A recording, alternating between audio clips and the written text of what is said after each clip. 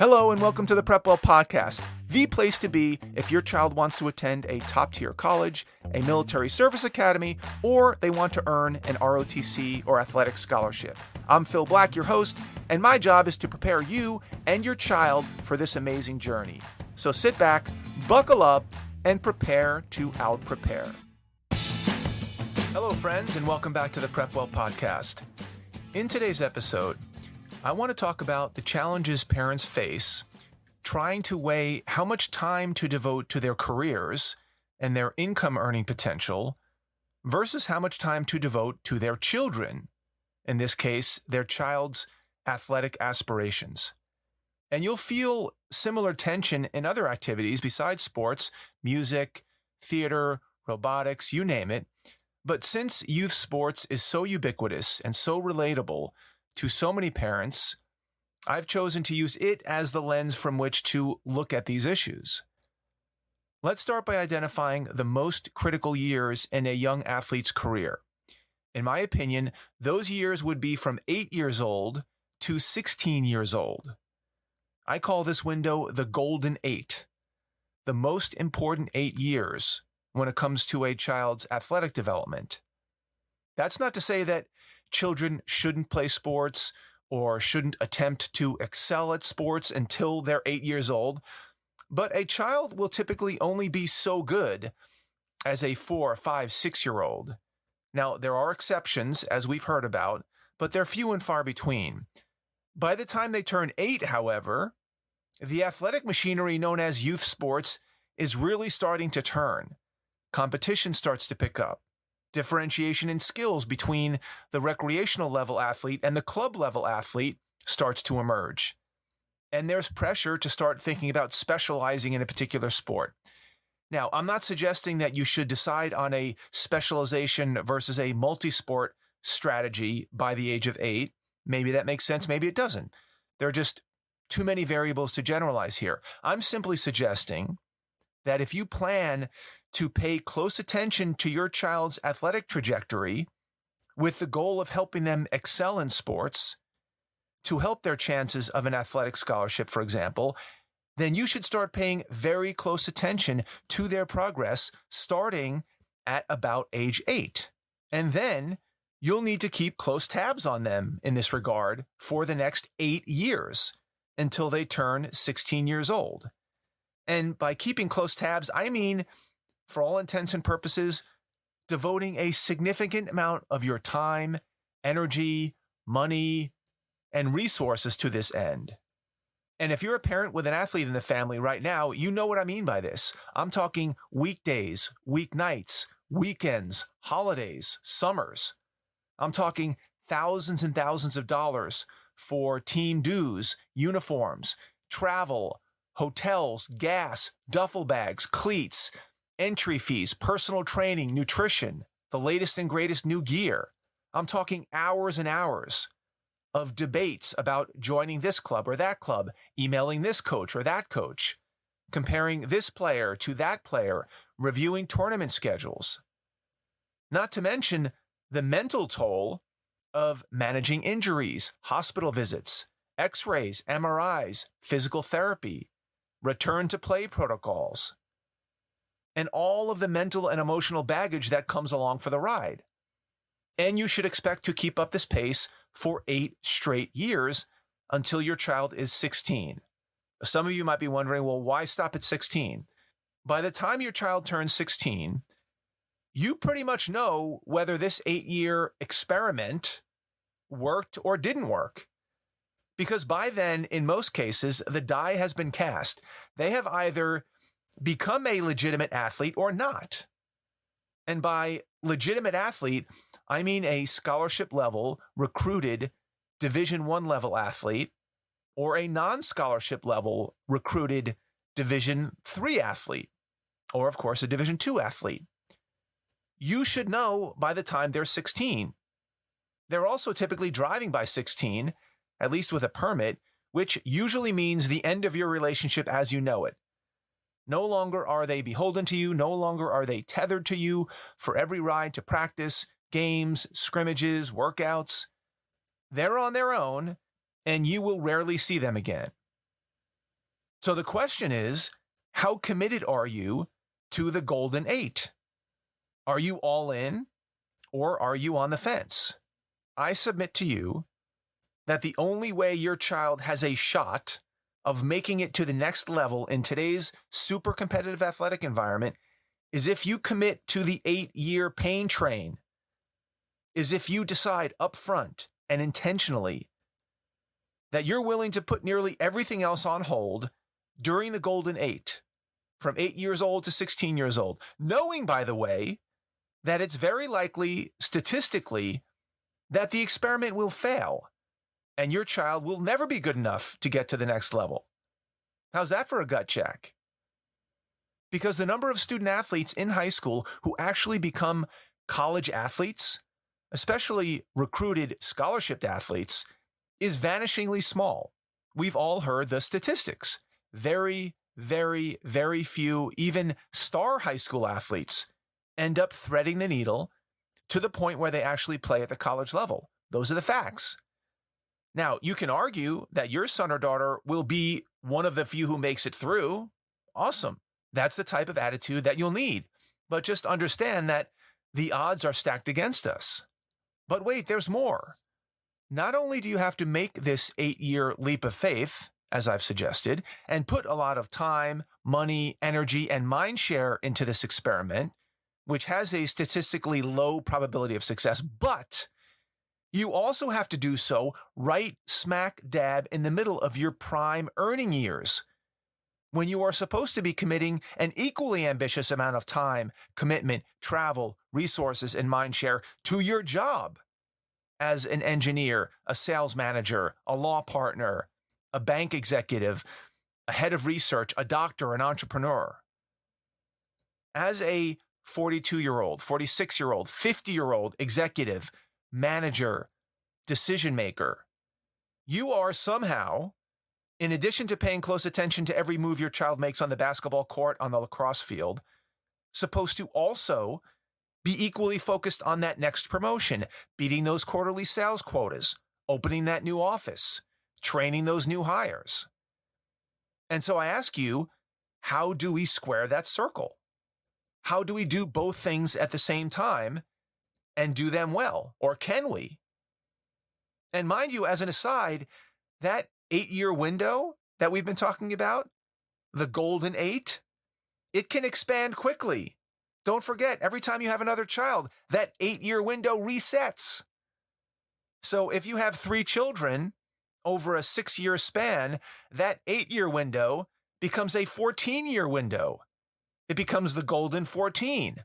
For example, let's say your first child turns 8 when you're 38. Your second child turns 8 when you're 40, and your third child turns 8 when you're 44. You won't be off that 8-year train until you're 52, which means that between 38 and 52 years old, traditionally known to be your prime earning years, your time and attention should actually be devoted mostly to your 3 kids and their high school sports careers. How does that sound? And once again, I'm generalizing here. There may be factors that make this scenario either easier or harder for you. For example, what could make this juggling act even more difficult than it already is? What about the athlete who has 2 parents who happen to work full-time in jobs with long and unpredictable hours? What about the athlete who only has 1 parent? What about the athlete whose family struggles financially and can't afford the travel, the dinners out, the new gear? What about the athlete who doesn't appear to have the potential to become a recruited athlete or a scholarship athlete, but wants to do it anyway? What about the athlete who is constantly dogged with injuries and never builds up enough momentum to see if he or she really has what it takes to make it? What about the athlete whose well-intentioned parents aren't up for the job physically, emotionally, financially? What about the athlete whose body type doesn't align well with their sport? I'm thinking the 5'5" basketball player. Do any of these drags on the system apply to you? If so, you need to have even more intestinal fortitude to go for it. On the other hand, What could make this juggling act a bit easier to manage than at first blush? What about an athlete who has two competent and committed parents who are able to share some of the load? What about an athlete who is so talented athletically that they can overcome having less involved parents? What about an athlete whose family has enough financial resources that they can outsource some of the responsibilities? They can hire SAT tutors, authorize Uber rides, seek out professional coaching and trainers, hire an admissions advisor, nutritionists. Spending money can sometimes buy back some of the attention that the parent is unable or unwilling to provide.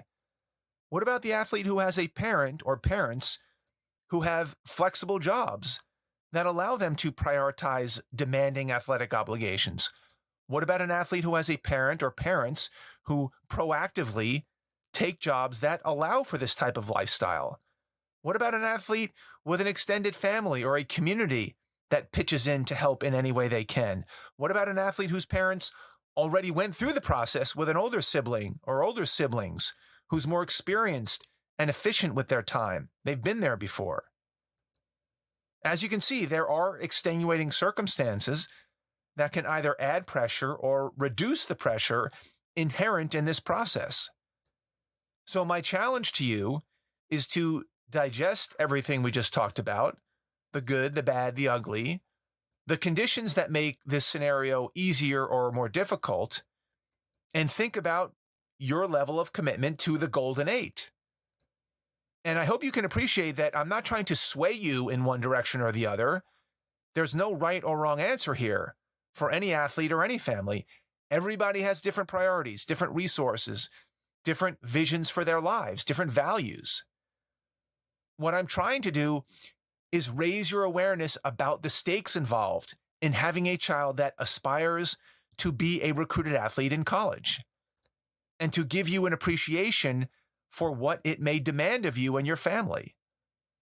I want you to consider what level of commitment you're willing to put in, and when, and at what cost, before it's too late. Because if you have a 14-year-old who wakes up one morning claiming to want to be a college athlete, and you're starting from scratch, you've got to make up 6 years of lost time, essentially overnight. That may not be impossible, but boy, will the planets have to be aligned for you to thread that needle.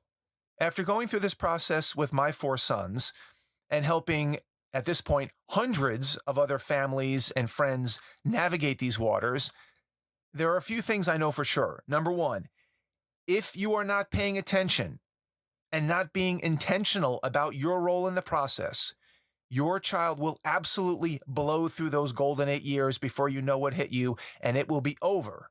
In a snap of the fingers, it's done, it's gone, come what may. And I would say that this is what happens a majority of the time if parents aren't paying attention. And secondly, and lastly, if you are so busy with work and focused on maximizing your income during your prime earning years, not that there's anything wrong with that, don't be surprised when you miss the Golden 8 years, because those years will fly by. This is not an easy topic to think about. It's not an easy topic to talk about with your spouse and your children, because it forces you to prioritize your values. It forces you to make decisions about some very sensitive issues about parenting and ambitions and the realities of life. If you'd like to discuss this topic and the specifics of your family's situation, maybe to help with some decision making with me, feel free to reach out to me and we'll set up a consulting call. I wish you all the best of luck. That's all I've got for you today, folks. Thank you for tuning in. Thank you for your continued support. In case you didn't know, this podcast supports PrepWell Academy's online mentoring program, where high schoolers and their parents receive weekly videos from me where I break down important topics and give timely advice about college admissions, particularly for top-tier colleges, service academies, and for ROTC and athletic scholarships. Many parents who listen to this podcast already have their high schoolers enrolled in PrepWell Academy, which is great. If you don't yet, please consider enrolling them. Registration is only open during freshman or sophomore year. After that, we no longer accept new students. So if you have a freshman or sophomore in high school and you like what you're hearing in these podcasts, and you'd like to get more content like this, tailored specifically for your child, for their specific grade, with their specific goals in mind, go to PrepWellAcademy.com and enroll today. If you know a parent with a middle schooler or high schooler that might find this helpful, please share the episode with them and give us a rating too if you get a chance. Word of mouth and positive ratings help our podcast reach a much wider audience. If you have questions, comments, or an idea for an upcoming episode, please reach out to me by email, DM me on Instagram, check out our blog or Facebook page, connect with me on LinkedIn. I would love to hear from you. Until next week, goodbye, good luck, and never stop preparing.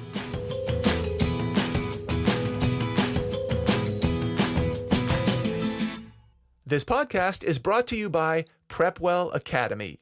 PrepWell Academy is my one-of-a-kind online mentoring program that delivers to your 9th or 10th grader a short, highly relevant video from me every week, every Sunday, in fact, where I give them a heads up about what they should be thinking about to stay ahead of the game.